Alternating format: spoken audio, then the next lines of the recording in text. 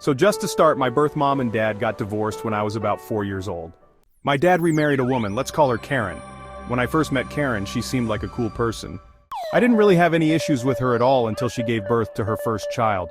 After that, she switched and started to become a really bad person and just do really messed up things. My dad was around a lot because he was working all day, so he didn't really know much was going on. There were simple things like checking my phone, not letting me have my phone upstairs, or not letting me have any privacy. She would make me clean the living room, my room, do the dishes, and 4 loads of everyone's laundry every single day, or else I was grounded. She was a stay-at-home and did nothing but play Don't Starve all day. Everything that she needed I did for her, and I never spoke out of turn. I just obliged. The times she would call me from my room upstairs to come downstairs to let the dogs out, even though she was sitting on the couch, literally 4 feet from the door. She would make me her coffee in the morning, and I had to walk myself to school, even though it was a long walk all through middle school and half of high school. Then there were insane punishments, things like making me sit at the table from 8 a.m. to 8 p.m. to think about what I've done, going into my room in the middle of the night while I was sleeping and destroying everything, and making me clean it up because I hung up her clothes wrong or got a bad grade or something, or making me sleep in the game room without a bed for a couple of days, only allowed to leave for food and have 3 pairs of clothes to wear for the week, as well as taking a shower with the sink for 5 minutes. By the way, I was only in elementary school and middle school when this happened.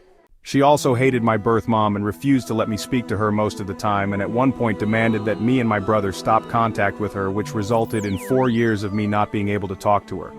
The list goes on, but there are a lot of incidents like that. She has put her hands on me once, but that was about it from all I can remember. There were also insane other punishments, like not letting me have birthdays and yelling at me because I loved birth mom more than her because she looked at her messages and saw that I was being affectionate towards my mom. She called me disgusting and dirty, or the R word, and a lot of other words as well. She didn't let me leave the house to go hang out with my friends ever, maybe once every 3 months.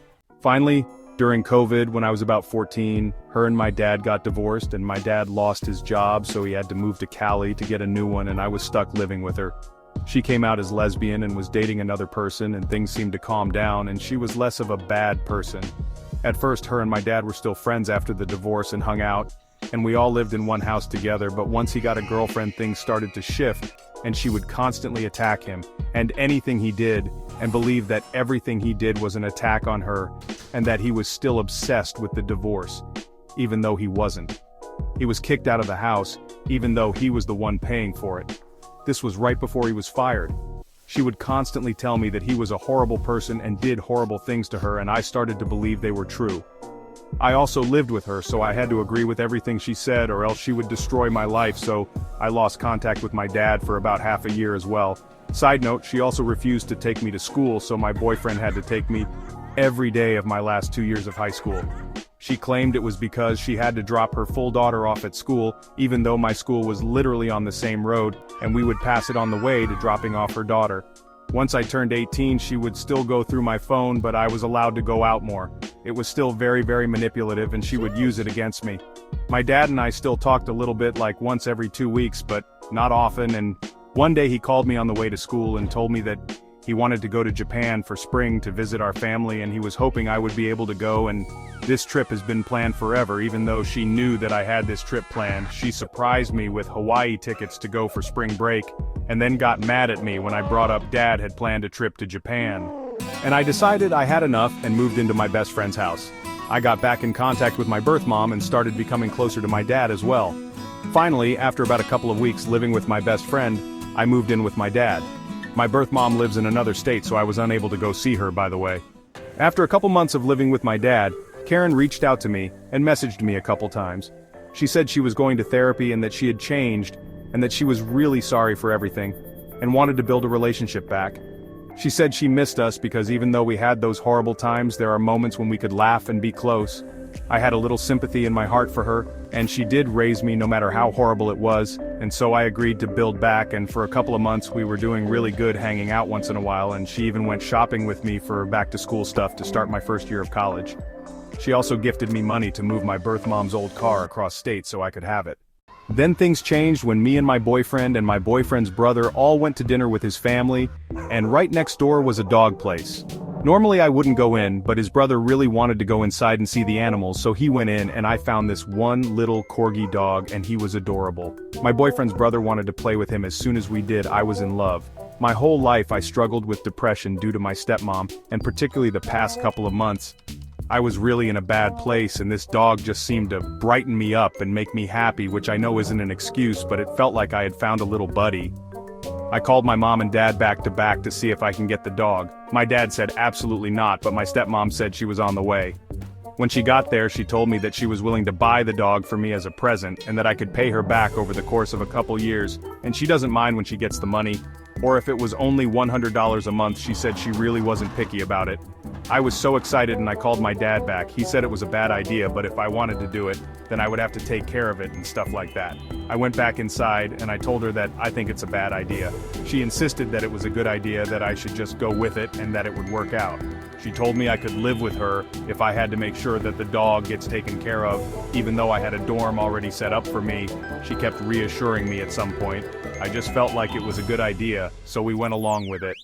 About a month in, I realized that the dog was a lot more work than I thought, and he was also just a puppy. So I was having a difficult time going to school, having a job, and taking care of a dog all at once.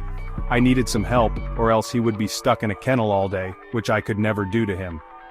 I was talking to my birth mom, and she mentioned that she wouldn't mind me bringing the dog out for her wedding, and that she would take care of the dog for 2 years, until I could find a place on my own. I thought this was a great idea, so I can have the dog back eventually instead of giving it away to someone unattached in my life. I talked to my dad, and he said that would be the most responsible decision. Before I continue, I know I made a mistake in getting the dog. I should have said no and gone with my gut, but I was definitely convinced that it was a good idea and that it would have worked out. Anyways, I finally reached out to Karen and told her that my plan was to take the dog with me to Missouri until I could fully watch him and get a place. This is when she freaked out on me and told me that she called the pet center and said I wasn't able to take care of the dog. At this point I was freaking out and I told her that she was a big argument. She accused me of many things and many mean things and ended the conversation saying I can't afford my own life. I blocked her at this point, telling her I'd get her money eventually. After that, she removed me from the phone plan, even though it was in the divorce she paid for me and my sister's phone, and took me off things that I was attached to. The next day my dad had to go get a plan for me on his phone plan. About a couple days after, I got a Venmo request from her for $4,300 for the dog, and for the money that she gave me to mail my car to me, as well as what I think is money for the last bill she paid for my phone. I'm a freshman in college. I have a job at Nike that pays pretty decent, but definitely not enough to make that much money for her. I know I'll have to pay her back eventually, but I also feel like she was in the wrong. I don't know what I should do.